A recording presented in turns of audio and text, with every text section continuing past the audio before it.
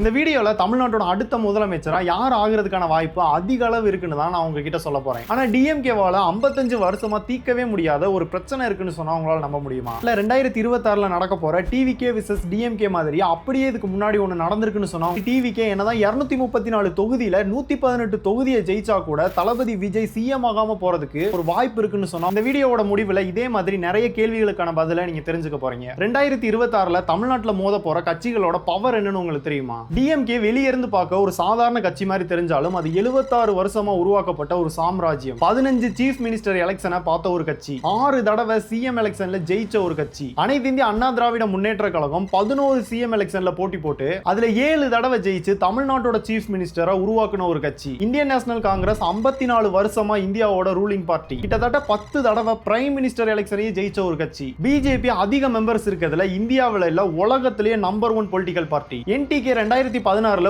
1% ஓட்டுகளை வாங்குச்சு. ஆனா 2021ல தமிழ்நாட்டோட 6.8% வாக்குகளை வாங்கி டிஎம்கே, ஏடிஎம்கே, காங்கிரஸ், பிஜேபி மாதிரி டாப் ரெக்கார்ட்ஸ் வச்சிருக்க கட்சிகள் இருக்கிற இடத்துல தமிழ்நாட்டிலேயே எந்த ஒரு சப்போர்ட்டும் இல்லாம தனித்து போட்டியிட்டு தமிழ்நாட்டோட 3வது இடத்துல வந்திருக்குன்னா எவ்வளவு பெரிய விஷயம்னு யோசிச்சு பாருங்க. டிவிகே ஆரம்பிச்ச 2 வருஷத்துல தமிழ்நாட்டோட மோஸ்ட் இன்ஃப்ளூயன்ஷியல் பொலிட்டிக்கல் பார்ட்டி. இவ்வளவு சின்ன காலகட்டத்துல யாராலையும் கற்பனை கூட பண்ணி பார்க்க முடியாத அளவுக்கு மக்கள் சப்போர்ட். இப்படி இவ்வளவு ரெக்கார்ட்ஸையும் பவரையும் இன்ஃப்ளூயன்ஸையும் வச்சிருக்க மிகப்பெரிய கட்சிகள் தான் 2026ல மோத போகுது. இது எல்லாத்தையும் விட 2026ல நடக்க போற எலெக்ஷன் 50 வருஷத்துக்கு அப்புறம் நடக்கிற ஒரு அதிசயம்னு சொன்னா உங்களால நம்ப முடியுமா? ஆனா எப்படி 5 வருஷத்துக்கு ஒரு தடவை தமிழ்நாட்டுல சீஃப் மினிஸ்டர் எலெக்ஷன் வந்தாலும் 50 வருஷத்துக்கு அப்புறம் இந்த அதிசயம் நடக்க போகுது. இதை புரிஞ்சுக்கணும்னா 50 வருஷத்துக்கு முன்னாடி என்ன நடந்துச்சுன்னு நீங்க தெரிஞ்சுக்கணும். 2026ல இருந்து அப்ராக்சிமேட்டா 50 வருஷத்துக்கு முன்னாடி 1977ல ஒரு எலெக்ஷன் நடக்குது. தமிழ் சினிமா இண்டஸ்ட்ரியிலேயே டாப்ல இருந்த எம்ஜிஆர், அப்புறம் தமிழ்நாட்டோட அரசியல்ல டாப்ல இருந்த கலைஞர், இவங்க 2 பேருமே மோதின முதல் எலெக்ஷன் நடக்குது. அதே மாதிரி 50 வருஷம் கழிச்சு 2026ல தமிழ் சினிமாவோட டாப் ஆக்டரா இருக்கிற தளபதி விஜய், அப்புறம் 45 வருஷத்துக்கும் மேல அரசியல்ல இருந்து தமிழ்நாடு பாலிடிக்ஸோட டாப்ல இருக்கிற எம்கே ஸ்டாலின், இவங்க 2 பேருமே மோத போற முதல் எலெக்ஷன் நடக்க போகுது. ஆனா டிஎம்கேவால 55 வருஷமா தீர்க்கவே முடியாத ஒரு பிரச்சனை இருக்குன்னு சொன்னா உங்களால நம்ப முடியுமா?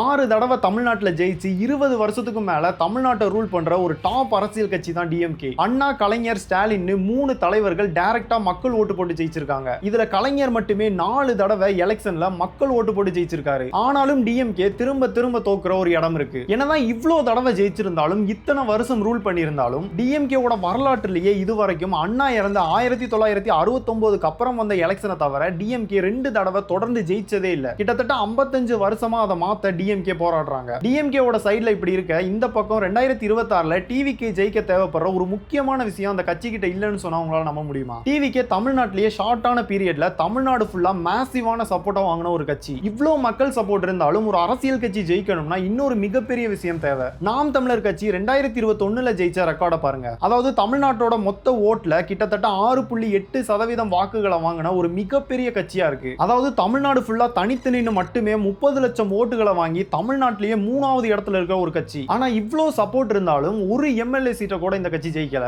ஏன்னா இந்தியாவில் நடக்கிற எந்த ஒரு எலெக்ஷன்லயுமே மக்களால ஒரு தலைவருக்கு ஓட்டு போட முடியாது. இன்னும் புரியுற மாதிரி சொல்லணும்னா மக்கள் எம்எல்ஏக்களை தான் தேர்ந்தெடுப்பாங்க. அந்த எம்எல்ஏக்கள் சேர்ந்து தான் முதலமைச்சரை தேர்ந்தெடுப்பாங்க. ஆனா இங்க இருக்கிற ஒரு பிரச்சனை என்னன்னா, டிவிகேவோட தலைவர் தமிழ்நாடு ஃபுல்லா தெரிஞ்ச ஒரு டாப் செலிபிரிட்டி. ஆனா ஒவ்வொரு தொகுதியிலையும் அவர் நிக்க வைக்க போற எம்எல்ஏக்களை மக்கள் அவ்வளவு ஈஸியா மேல இருக்கிற ஒரு தலைவருக்காக மட்டும் தேர்ந்தெடுக்க மாட்டாங்க. ஏன்னா ஒவ்வொரு தொகுதியில இருக்கிற எம்எல்ஏவும் அவங்க கூட ரொம்பவும் டீப்பா கனெக்ட்ல இருக்கணும். மக்கள் அவங்களை எம்எல்ஏவா ஏத்துக்கணும். இது ஏன் அவ்வளவு முக்கியம்னா, எத்தனை எம்எல்ஏக்கள் ஒரு கட்சியில இருக்காங்கன்றதுதான் அந்த கட்சியோட வெற்றியை முடிவு பண்ணும். அந்த வெற்றி தான் சீஃப் மினிஸ்டரையே முடிவு பண்ணும். சரி, அப்ப எப்படி 54 வருஷமா இந்தியாலேயே ஒரு கிங்கா இருந்த காங்கிரஸ் பிஜேபி ஜெயிச்சாங்கன்னு உங்களுக்கு தோணலாம். இந்தியா சுதந்திரம் வாங்கினதுல இருந்து 1977 வரைக்கும் 30 வருஷமா ஒரே சிங்கிள் லீடிங் அரசியல் கட்சியா இருந்தது தான் இந்தியன் நேஷனல் காங்கிரஸ். ஆனா 2014ல வந்த எலெக்ஷனோட ரிசல்ட் என்ன தெரியுமா? பிஜேபி ஜெயிச்சது 282 சீட், காங்கிரஸ் ஜெயிச்சது 44 சீட் தான். காங்கிரஸோட ஹிஸ்டரியிலேயே லோவஸ்ட் சீட் ஜெயிச்சது இந்த வருஷம் தான். ஆனா எப்படி அவ்வளவு இன்ஃப்ளூயன்ஸ் இருந்த ஒரு பார்ட்டியை பிஜேபி தொடர்ந்து அப்போ இருந்து இப்போ வரைக்கும், அதாவது 15 வருஷமா ஜெயிச்சிட்டு இருக்கு? ஏன்னா இந்திய மக்கள் எப்பவுமே ஒரு அரசியல் கட்சியோட கனெக்ட் ஆகிறத விட அதுக்கு ஹெட்டா இருக்கிற தலைவர்களோட தான் கனெக்ட் ஆவாங்க. அதனாலதான் ஜவஹர்லால் நேரு, இந்திரா காந்தி, ராஜீவ் காந்தி, நரேந்திர மோடினு இந்த எல்லா தலைவர்கள் தான் அந்த கட்சியோட முகமா உங்களுக்கு ஞாபகம் வருவாங்க. இதை தமிழ்நாட்டில் கூட உங்களால கனெக்ட் பண்ணி பார்க்க முடியும். எம்ஜிஆர், கலைஞர், எம்கே ஸ்டாலின், ஜெயலலிதான்னு இவங்க எல்லாருமே அந்த கட்சியையும் தாண்டி உங்களுக்கு ஞாபகம் வருவாங்க. ஆனா இதுக்கும் பிஜேபி ஜெயிச்சதுக்கும் என்ன சம்பந்தம்னு நீங்க யோசிக்கலாம். ராஜீவ் காந்தி இறந்ததுக்கு அப்புறம் ஒரு ஸ்ட்ராங்கான லீடர் காங்கிரஸ்ல இருக்கிறதா இந்திய மக்கள் உணரல. பிஜேபி மக்கள் கிட்ட இருந்த இந்த கேப்பை கரெக்டா நரேந்திர மோடின்ற ஒரு தலைவரை வச்சு ஃபில் பண்ணாங்க. காங்கிரஸோட பேட் லக்கா அடுத்தடுத்து ஸ்கேம்ஸ்ல மாற்றாங்க. அதனால மக்களோட நம்பிக்கை உடையுது. மத்த எந்த ஒரு கட்சியும் பண்ணாத அளவுக்கு பிஜேபி விளம்பரம் பண்ணாங்க. ஆனா என்ன பண்ணாங்கன்னு உங்களுக்கு தெரியுமா? Job, growth,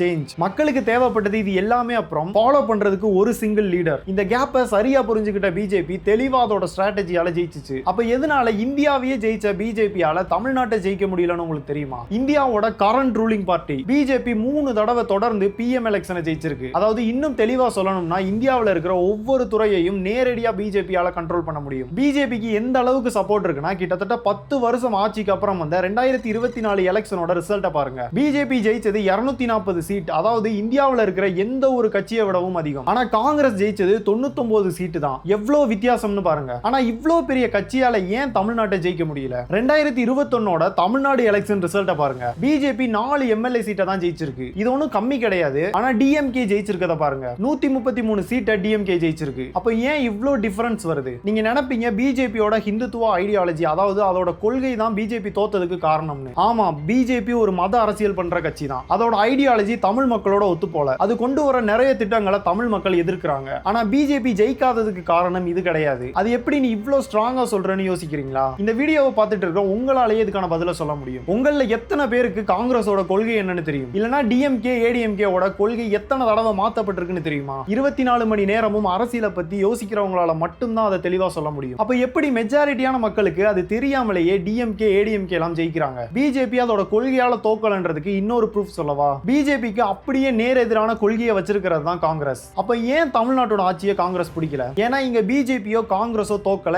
ஏடிஎம்கேவும் டிஎம்கேவும் ஜெயிக்குது. ஏன்னா இது ரெண்டுமே 50 வருஷத்துக்கு மேல மக்கள் கனெக்ட் ஆகியிருக்க கட்சிகள். இது ரொம்பவும் ஸ்ட்ராங்கான தலைவர்களை வச்சிருக்கு. கட்சியையும் தாண்டி அந்த தலைவர்கள் கூட மக்கள் கனெக்ட் ஆகுறாங்க. இவ்வளவு ஸ்ட்ராங்கான கனெக்ஷனை இன்னொரு கட்சி உடைக்கணும்னா முதல்ல மக்களுக்கு அந்த ஆட்சி மேல கோபம் வரணும். அந்த கோபத்தை புதுசா வர்ற கட்சி சப்போர்ட் பண்ணணும். ஆனா இந்த ரெண்டுமே பிஜேபியோட விஷயத்துல தமிழ்நாட்டுல நடக்கவே இல்லை. இப்பவே உங்களுக்கு புரிஞ்சிருக்கும், தமிழ்நாட்டுல ஒரு புது கட்சி ஆட்சியை பிடிக்கிறது அவ்வளவு ஈஸி கிடையாது. ஏன்னா பிஜேபி காங்கிரஸ் மாதிரி பவர்ஃபுல்லான கட்சிகளால கூட அதை பண்ண முடியல. ஆனா தமிழ்நாட்டுல 2026 நடக்க போற டிவிகே விசஸ் டிஎம்கே மாதிரி அப்படியே இதுக்கு முன்னாடி ஒண்ணு நடந்திருக்குன்னு சொன்னா உங்களால நம்ப முடியுமா? எம்ஜிஆர் டிஎம்கேவை விட்டு பிரிஞ்சு 1972 வருஷம் ஒரு தனி கட்சி ஆரம்பிக்கிறாரு. அதுதான் அனைத்து இந்திய அண்ணா திராவிட முன்னேற்ற கழகம். அதை பார்த்த நிறைய பேர் இது புது கட்சி முதல் தடவை எலெக்ஷனை சந்திக்க போது ஜெயிக்கிறதுக்கு வாய்ப்பு ரொம்பவும் கம்மின்னு நினைச்சிட்டு இருந்தப்போதான் எலெக்ஷன் ரிசல்ட் எல்லாரும் நினைச்சதுக்கு அப்படியே ஆப்போசிட்டா வந்துச்சு. சந்திச்ச முதல் எலெக்ஷனே ஏடிஎம்கேவுக்கு வெற்றி. கட்சி ஆரம்பிச்ச 5 வருஷத்துல, அதாவது 1977 எம்ஜிஆர் தமிழ்நாட்டோட முதலமைச்சரா மாறிட்டாரு. ஆனா இதே மாதிரி டிவிகே என்னதான் 234 தொகுதியில 118 தொகுதியை ஜெயிச்சா கூட தளபதி விஜய் சிஎம் ஆகாம போறதுக்கு உங்களால கற்பனை கூட பண்ணி பார்க்க முடியாத அளவுக்கு இருக்கிற ஒரு வாய்ப்பு இருக்குன்னு சொன்னா உங்களால நம்ப முடியுமா? ஆனா எப்படி ஒரு கட்சி இவ்ளோ மக்கள் சப்போர்ட்டோட மெஜாரிட்டியில ஜெயிச்சா அதோட தலைவர் சிஎம் ஆகாம போக முடியும்? ஆக்சுவலா ஒரு கவர்மெண்ட்டை தமிழ்நாட்டுல ஃபார்ம் பண்ண ஒரு கட்சிக்கு 118 சீட்டே போதுமானது. அப்ப நான் சொன்னது நடக்க வாய்ப்பே இல்லாத மாதிரி உங்களுக்கு தோணுதுல? ஆனா வாய்ப்பு இருக்கு. ஏன்னா ஒரு எலெக்ஷன்ல மக்கள் சிஎம் தேர்ந்தெடுக்க மாட்டாங்க,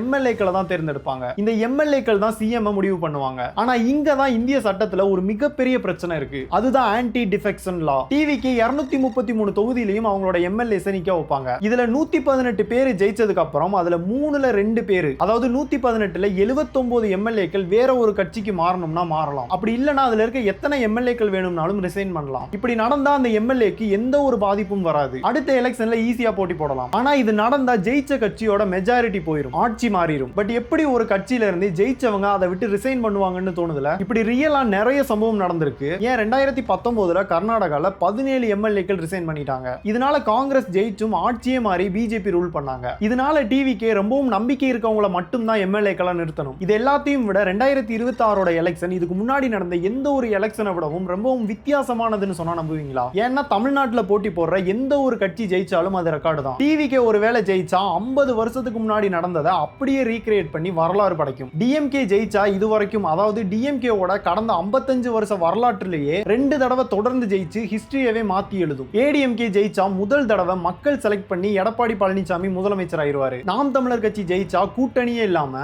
இதுவரைக்கும் தமிழ்நாட்டை ஆட்சி பண்ண எந்த ஒரு கட்சிக்கும் ஒத்து போகாத ஒரு தனி கொள்கையையும் தத்துவத்தையும் அடிப்படையா வச்சு ஜெயிச்ச முதல் கட்சியா இருக்கும். இப்படி எந்த ஒரு கட்சி ஜெயிச்சு யாரு முதலமைச்சர் ஆனாலும் அது ரெக்கார்டு தான். அந்த ரெக்கார்டை யாரு உருவாக்கணும்னு மக்கள் தான் முடிவு பண்ணணும். ஆனா இந்தியா பண்ற ஒரு சீக்ரெட் ப்ராஜெக்ட்டை பார்த்து சைனா பயத்துல இருக்காங்கன்னு சொன்னா நம்புவீங்களா? அது என்னன்னு தெரிஞ்சுக்கணும்னா இந்த வீடியோவை கிளிக் பண்ணி பாருங்க.